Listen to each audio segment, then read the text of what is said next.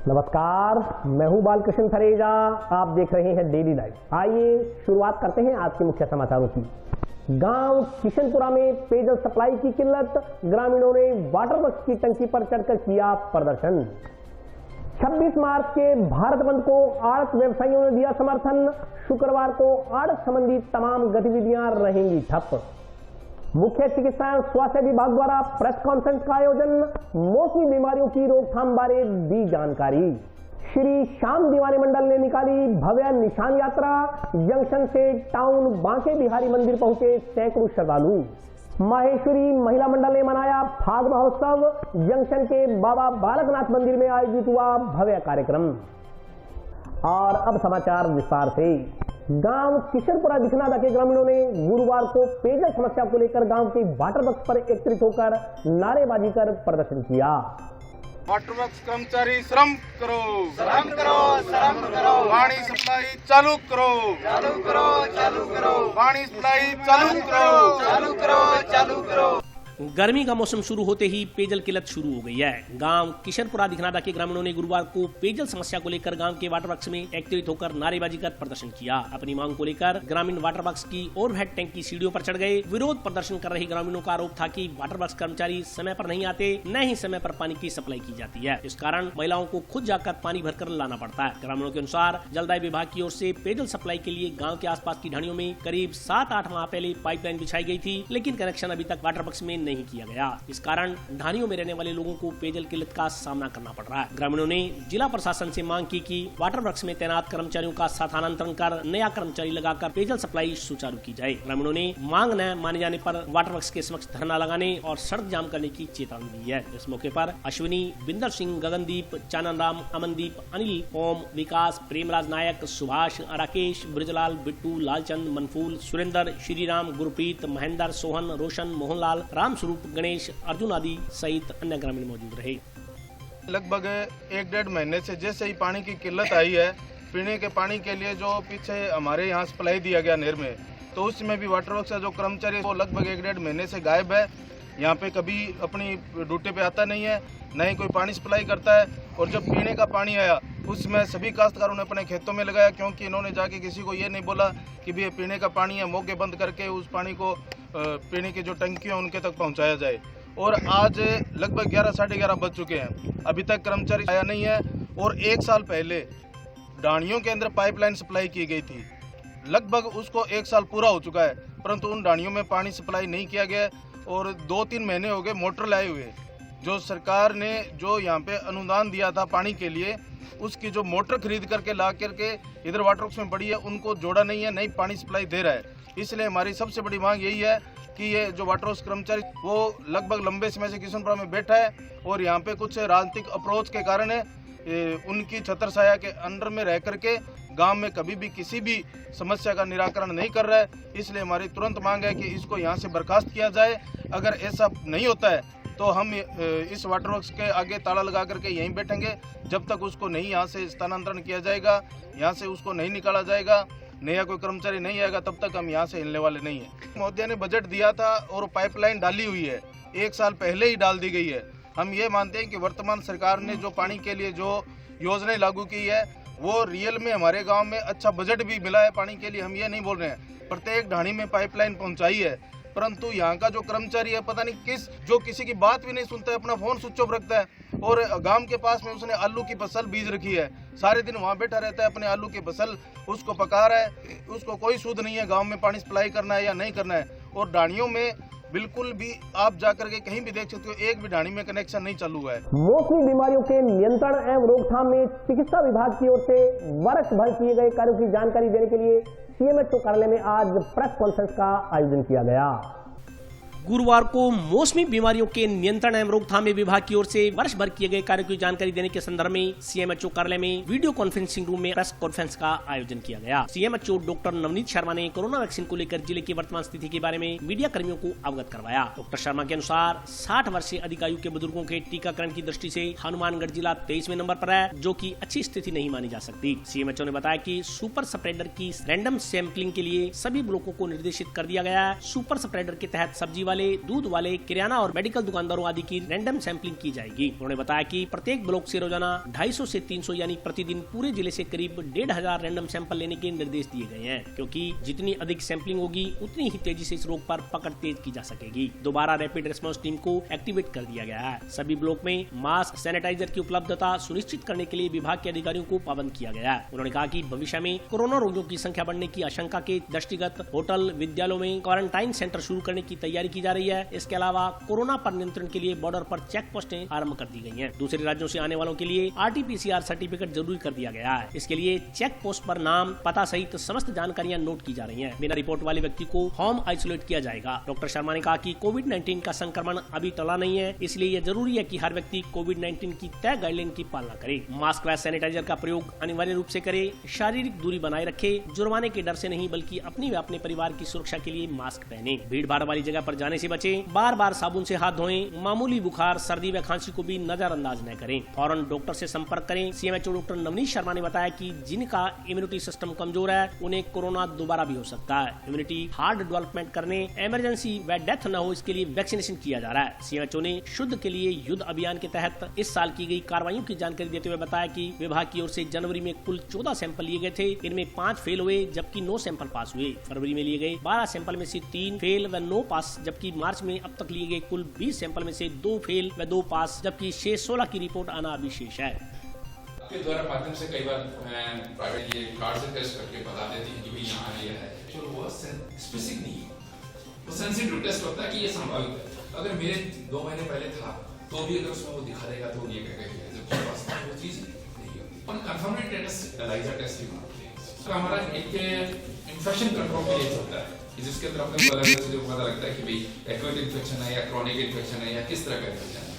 जब अगर मान लो कोरोना का पेशेंट है तो कोरोना की जांच भी कराएंगे और हमारी डायरेक्ट नहीं तो दोनों टेस्ट हो जाते हैं। 30 तारीख को सभी पत्रकार बंधुओं के साथ प्रेस वार्ता रखी गई थी, जो कि मौसमी बीमारियों को जागरूकता करने के लिए अपन ने रखी थी। तो सभी बंधु ये जागरूकता फैलाएं। एक तो अपन ने मच्छरों को लेकर चर्चा की, हर रविवार को अपन मनाएं जिसमें कि अपन जितने भी पानी घर पर साफ पानी जहाँ पर भी इकट्ठा है, कूलर है, मटका है, चाहे परिंदे हैं, उनको अपन रगड़ कर साफ करें।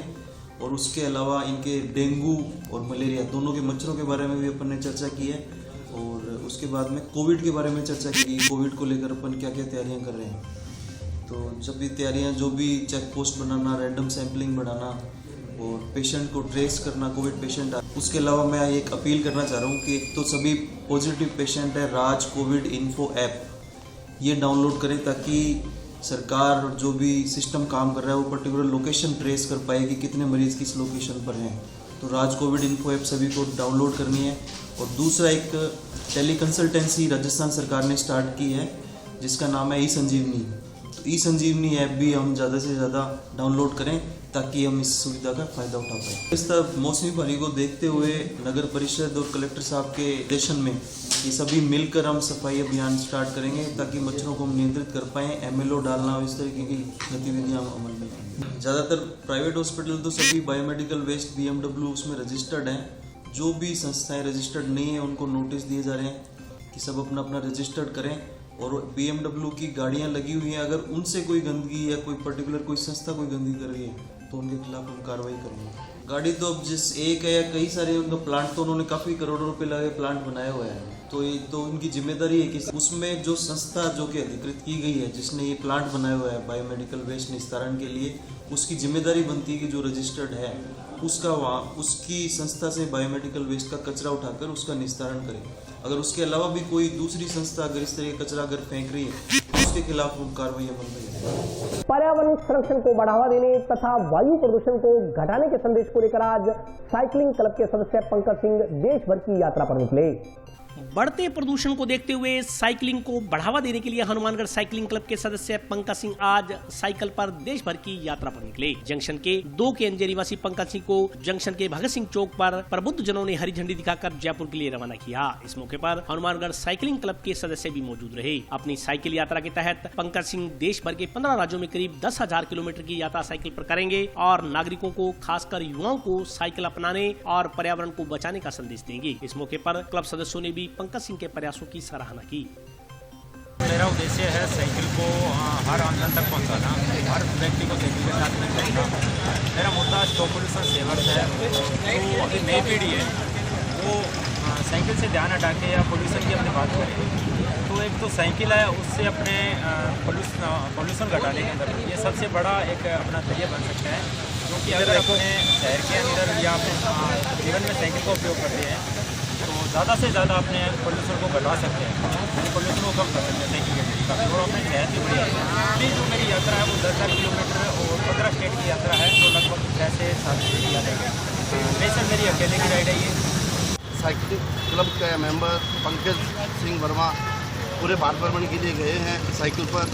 हमारे बहुत खुशी है कि हनुमानगढ़ का नाम वो रोशन करेगा और इन्वायरमेंट के बारे में बताएगा, पृथ्वी भी हमारी बचेगी। साइकिल चलाएंगे तो हमारा देश और प्रगति करेगा। हमारा साइकिलिंग क्लब हनुमानगढ़ के अंदर हर संडे को 20 से 25 किलोमीटर साइकिल चलाता है और बुजुर्ग लोगों को, नौजवान लोगों को और जो शिक्षा एजुकेशन सेंटर में जितने भी बच्चे हैं वो साइकिल के लिए प्रेरित हो रहे हैं। इससे क्या है कि हमारा हनुमानगढ़ ही नहीं हमारा ज़िला भी बहुत बढ़िया प्राइवेट से अच्छा होगा। ऐसे हमारा संडे साइकिलिंग क्लब के से प्रेरित होकर और हमने प्रेरित किया कि आप जाओ और पूरे भारत में हनुमानगढ़ नाम रोशन करो और पर्यावरण का नाम भी बढ़िया करो। इससे हमारे गुरुद्वारा सिंह सभा के अध्यक्ष और संडे साइकिलिंग क्लब और एक all of global private limited ने इनको 11,000 रुपये आज इनको प्रदान किए। और कहीं भी जरूरत पड़ेगी तो हमने इनको पेटीएम है, गूगल पे है, इनके द्वारा हम पैसा देते रहेंगे। कहीं भी समस्या नहीं आएगी। जयपुर है, जोधपुर है, जिस रास्ते जाएगा वहाँ पर हमारी कंपनी के सदस्य हैं, वहाँ उनको फैसिलिटी मिलेगी। गांव मेहरवाला में आयोजित 47वीं वॉलीबॉल प्रतियोगिता का गुरुवार को समापन किया गया। गांव मेहरवाला में आयोजित 47वीं राज्य स्तरीय छात्र छात्रा वॉलीबॉल प्रतियोगिता का समापन गुरुवार को समारोह पूर्व किया गया। समापन समारोह के मुख्य अतिथि विधायक गुरदीप शापिनी थे। आयोजन समिति के अध्यक्ष मनोज पांडा ने बताया कि छात्र वर्ग में प्रतियोगिता का सेमीफाइनल मैच हनुमानगढ़ बनाम सीकर के मध्य खेला गया। इसमें सीकर ने हनुमानगढ़ को हराकर फाइनल में अपनी जगह मजबूत की। इसी तरह झुंझुनू बनाम चूरू के मध्य खेले गए मैच में झुंझुनू की टीम विजेता रही। छात्रा वर्ग में सेमीफाइनल मैच हनुमानगढ़ बनाम चूरू के मध्य खेला गया, जिसमें हनुमानगढ़ ने चूरू को हराकर फाइनल में स्थान बनाया। इसी तरह गंगानगर बनाम जयपुर में सेमीफाइनल मैच हुआ, इसमें गंगानगर की टीम विजेता रही। गुरुवार को छात्र वर्ग में फाइनल मैच झुंझुनू बनाम सीकर के मध्य खेला गया। इसमें झुंझुनू ने 10 अंक अर्जित कर विजेता का खिताब अपने नाम किया। कार्यक्रम के अतिथि गुरदीप शापिनी, तरुण विजय, पीआरओ सुरेश बिश्नोई आदि ने विजेता खिलाड़ियों को प्रशस्ति पत्र तथा ट्रॉफी देकर सम्मानित किया। इस मौके पर अतिथियों ने कहा कि हनुमानगढ़ जिले में प्रतिभाओं की कमी नहीं है। प्रशासन और सरकार भी इन प्रतिभाओं को हर सुख सुविधा मुहैया कराने का प्रयास कर रहा है। अतिथियों ने कहा कि वर्तमान समय में व्यक्ति के जीवन में शिक्षा के साथ साथ खेलों का भी अत्यधिक महत्व है। उन्होंने कहा कि प्रत्येक राज्य स्तर, राष्ट्रीय एवं अंतर्राष्ट्रीय स्तर की प्रतियोगिताओं में भाग लेने वाले खिलाड़ियों के लिए भी राज्य सरकार द्वारा नौकरियों में विशेष आरक्षण रखा गया है। इस मौके पर सुनील गिला, मनोज पांडर, बघेल सिंह, सुरजीत सिंह, रामलाल, मलकीत सिंह, बसंत मान, हजारा सिंह सहित अन्य लोग उपस्थित रहे। राजस्थान की वॉलीबॉल के 47वीं प्रतियोगिता आज हमारे विधानसभा के अंदर गांव पंचायत मेहरवाली के अंदर हो रही है। अभी फाइनल मैच जो सीकर और यूनियन का हुआ है, सीकर टीम को हराकर और यूनियन टीम ने विजय प्राप्त की है। बहुत अच्छा मैच था, देखने के लिए बहुत ग्रामवासी और इलाके से यहाँ लोग पहुँचे। मैं सभी का तहे दिल से धन्यवाद करता हूँ जो ग्राम पंचायत मेहरवाली ने यहाँ व्यवस्था बनाई इस मैच के अंदर। पूरे ग्राम पंचायत को मैं बहुत बहुत बधाई देता हूँ। सभी जो ग्राम के आदमी हैं उन्होंने बहुत मेहनत करके यहाँ 3 दिन से जो मैच चल रहा है उसकी बहुत अच्छी बच्चों की देखभाल की है। 47वीं प्रतियोगिता वॉलीबॉल प्रतियोगिता का फाइनल मैच था। उसमें क्या नाम मुख्य अतिथि संग्रिया विधायक गुरदीप शापिनी जी, विशिष्ट अतिथि सुरेश जी, पीआरओ साहब, तरुण विजय भाई साहब जो मुख्य अतिथि थे। बहुत अच्छा प्रोग्राम हुआ। लड़कों का फाइनल हो गया, लड़कियों का भी होना है फाइनल झुंझुनू। हमारा गांव वॉलीबॉल के अंदर बहुत रुचि रखता है। हमारे गांव की 2 बच्ची वॉलीबॉल में है, स्टेट लेवल पे खेल रही है, नेशनल खेल रही है। और हमारा गांव भी बहुत वॉलीबॉल में रुचि रखता है। अच्छा हमारे मैदान है खेलने का, वॉलीबॉल खेलने का। बच्चों को खेलने में जोड़ने के लिए इन प्रतियोगिताओं का आयोजन किया गया है। ज़्यादा से ज़्यादा बच्चे खेलें और श्री श्याम दीवानी मंडल द्वारा गुरुवार को भव्य निशान यात्रा निकाली गई। निशान यात्रा दुर्गा मंदिर से आरंभ होकर टाउन स्थित बांके बिहारी मंदिर में समाप्त हुई। श्री श्याम दीवाने मंडल द्वारा फागुन महोत्सव की तीसरी भव्य निशान यात्रा गुरुवार को फागुन सुदी 11 पर जंक्शन की दुर्गा मंदिर से आरंभ की गई। शोभा यात्रा में भारी संख्या में महिलाओं, पुरुषों एवं युवाओं ने उत्साह से भाग लिया। शोभा यात्रा में श्रद्धालुओं ने निशान ध्वजा उठाई। शोभा यात्रा दुर्गा मंदिर धर्मशाला से आरंभ होकर शहर के मुख्य मार्गों से होती हुई टाउन जंक्शन रोड स्थित श्री बांके बिहारी मंदिर में संपन्न हुई। श्री श्याम दीवाने मंडल के सदस्य सुंदर सुंदर भजनों पर झूमते हुए पूरे शहर में भव्य शोभा यात्रा निकालते हुए श्याम बाबा के जयकारे लगाते हुए भक्ति के रस में सरोबार दिखे। श्री श्याम दीवाने मंडल के सदस्यों ने बताया कि खाटू धाम सूरजगढ़ में निशान चढ़ाने के उसी जज्बे के साथ मंडल के सभी सदस्यों ने फागुन एकादशी पर बांके बिहारी मंदिर हनुमानगढ़ जंक्शन में निशान चढ़ाने का जिम्मा लिया, जिसके तहत यह तीसरी निशान ध्वजा यात्रा निकाली गई। उन्होंने बताया कि मंडल द्वारा हर रविवार को बांके बिहारी मंदिर में शाम 4:30 बजे से 7 बजे तक श्याम बाबा का कीर्तन किया जाता है।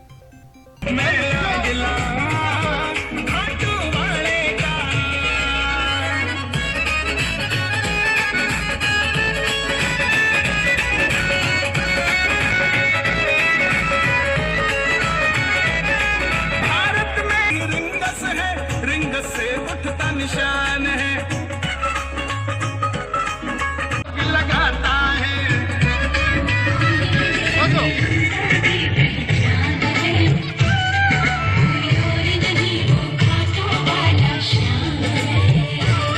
जिसकी रहमत से होता हर एक काम है, जिसकी रहमत से होता हर एक काम है, मेरा शाम है।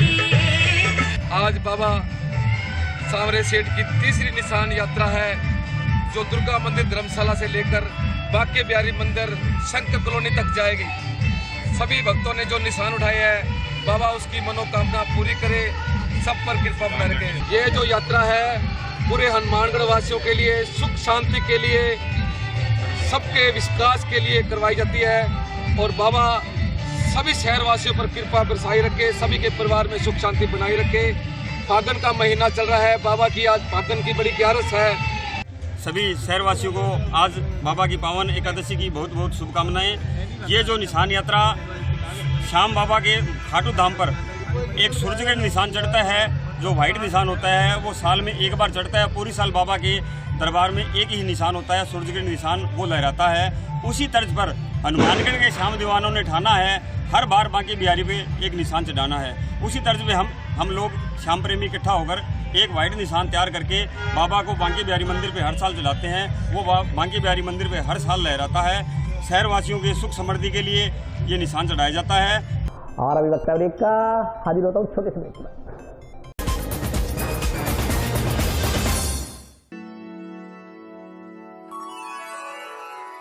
यूं तो कई बार मुझे हंसते देखा है, पर ये हंसी कुछ और है। ये गहना मुझ पर जचता है, पर ये महज एक गहना नहीं, ये रूपरेखा है मेरे मन की, हंसती खिलखिलाती लहरों की, जो आतुर थी अब तक मुझ पर सजने को। इसलिए ये गहना ही मेरा सच्चा श्रृंगार है, श्रृंगार है, श्रृंगार है।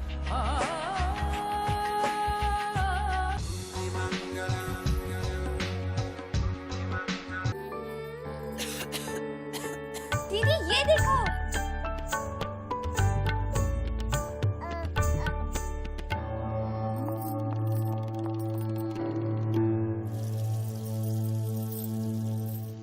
नोवेल कोरोना वायरस बीमारी को फैलने से रोका जा सकता है। खांसी और छींक के बाद और बच्चे को छूने से पहले अपने हाथों को साबुन से धोकर इसे फैलने से रोक सकते हैं। वो डॉक्टर साहब हैं? भाई साहब खांसी और बुखार था, सोचा चेक करवा लूं।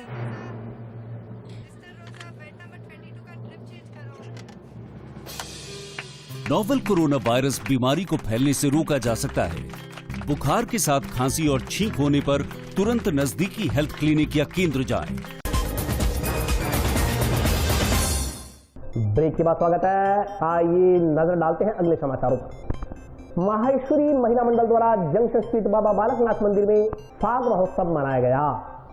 गुरुवार को माहेश्वरी महिला मंडल की ओर से जंक्शन स्थित बाबा बालकनाथ मंदिर में आयोजित फाग महोत्सव का आयोजन किया गया। भजनों की प्रस्तुतियों के बीच महिलाओं ने एक दूसरे को रंग गुलाल तथा तिलक लगाकर होली की शुभकामनाएं दी। कार्यक्रम की शुरुआत लड्डू गोपाल के गुलाल का तिलक लगाकर की गई। कार्यक्रम में महेश्वरी महिला मंडल की सदस्यों ने भजनों की सुंदर सुंदर प्रस्तुतियां देकर वृंदावन जैसा माहौल बना दिया। श्रद्धालु महिलाओं ने भजनों पर नृत्य भी किया। फाग महोत्सव के साथ ही गत वर्ष की प्रतियोगिताओं में विजेता महिलाओं को मुख्य अतिथि माहेश्वरी समाज के नारायण राठी व शिव भगवान डुडानी द्वारा सम्मानित किया गया। प्रतियोगिता में शीलू गट्टानी, मीनू गट्टानी, श्वेता बियानी, अंसा चितलांगिया को प्रथम, उषा करवा, प्रीति डुडानी, सीमा बियानी, गीता लाखोटिया को द्वितीय व सुमित्रा लाखोटिया, निधि लाखोटिया को तृतीय पुरस्कार देकर सम्मानित किया गया। इसी प्रकार सुशीला बिनानी, सीता राठी, रेणु सोमानी, विनीता सोनी को सराहनीय पुरस्कार देकर सम्मानित किया गया।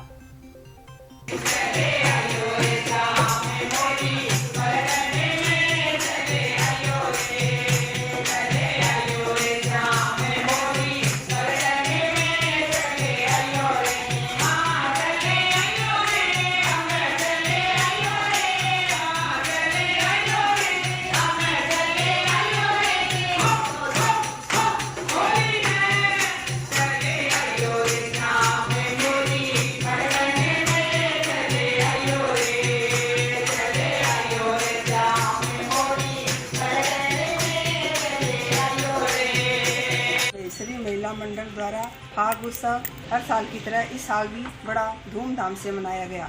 सभी सखियों ने अपना पूरा सहयोग दिया और नृत्य और भजनों से पूरा आनंद उठाया। जैसे वृंदावन का माहौल बना दिया और कोरोना काल की वजह से सभी विजेताओं को भी सम्मानित किया गया।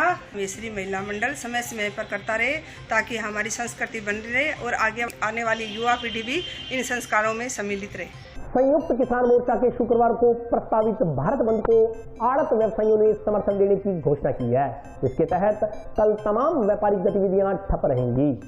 केंद्र सरकार द्वारा लाए गए तीनों कृषि अध्यादेशों के विरोध स्वरूप राष्ट्रव्यापी आह्वान पर संयुक्त किसान मोर्चा द्वारा 26 मार्च को बंद का आह्वान किया गया। किसानों के इस बंद को आड़त व्यवसायी भी अपना समर्थन देंगे। जंक्शन के व्यापारियों ने बताया कि शुक्रवार को भारत बंद के तहत वे अपनी आड़त की तमाम दुकानें बंद रखकर सरकार के खिलाफ विरोध प्रदर्शन में शामिल होंगे। उन्होंने कहा कि उन्होंने पूर्व में ही किसानों को अनाज नहीं लाने के लिए सूचित कर दिया है और इस संदर्भ में कृषि उपज मंडी समिति अधिकारियों को भी लिखित में जानकारी दे दी है। उन्होंने कहा कि कल माल की बोली बिल्कुल नहीं होगी, किसी भी प्रकार की आड़त व्यवसाय की गतिविधियां संचालित नहीं की जाएंगी। उन्होंने केंद्र सरकार पर हठधर्मिता छोड़ किसानों की मांगे माने जाने का आग्रह किया। संघ की तरफ से कल का 26 तारीख का पूर्ण बंद है। उसके समर्थन में व्यापारी पूर्णतः दुकानें बंद रखेंगे, तोल नहीं होगा और बोली नहीं होगी और भारत माता चौक पे इकट्ठे होंगे और पूरा हमारा इनको किसान संघ को हमारा पूर्णतः समर्थन रहेगा। हमने लिखित में कृषि उपज मंडी को लेटर दे दिया है कि हमारा बंद रहेगा और मंडी में भी सबको सूचना करते हैं। किसान भाइयों से यही निवेदन है, दुकान वालों को यही बोला है भी अपने अपने किसानों को कह दें कि कल कोई माल लेके न आए क्योंकि बोली नहीं होगी, वो परेशान नहीं होंगे और पूर्णतः बंद रहेगा। माकपा द्वारा जंक्शन स्थित कलेक्ट्रेट के समक्ष दिए जा रहे 3 दिवसीय धरने के दूसरे दिन गुरुवार को सीटू कार्यकर्ताओं ने केंद्र सरकार के खिलाफ नारेबाजी कर विरोध प्रदर्शन किया। वापिस लो, वापिस लो, काले कानून वापिस लो, वापिस लो, वापिस लो, आज मंडियों को उजाड़ना बंद करो, बंद करो, बंद करो।